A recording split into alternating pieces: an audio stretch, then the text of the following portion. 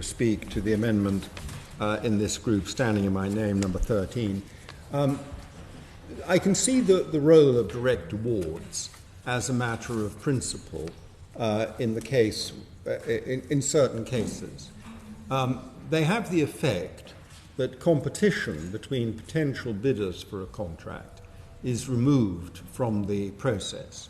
And there are benefits from I know the noble Lord, the Minister, wants me to imbibe and regurgitate great chunks of Lord Ashfield's writings from the 1920s and 1930s, in which he could barely tolerate the word competition without using the adjective wasteful.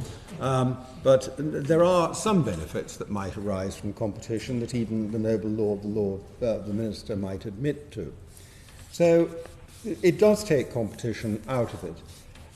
I am willing to accept, if the noble Lord gives this assurance, that taking competition out of the process can be consistent with existing procurement legislation. He started to make that argument at second reading. And so I'm not going to challenge him and say that this is contrary to procurement legislation. I think possibly it can be made compatible with procurement legislation, but I think he needs to explain how.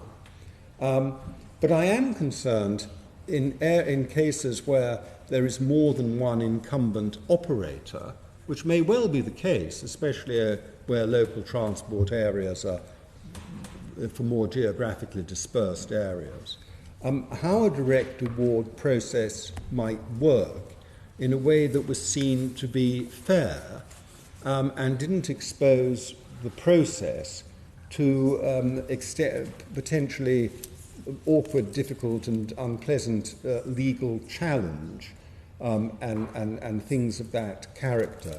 So essentially I'm trying to get more clarity from the government about how direct awards are going to work in the more difficult and complex circumstances, and I'm seeking explicit assurances about the compatibility with procurement legislation, which I suspect the noble Lord can explain convincingly, but I think it needs to be put on the record.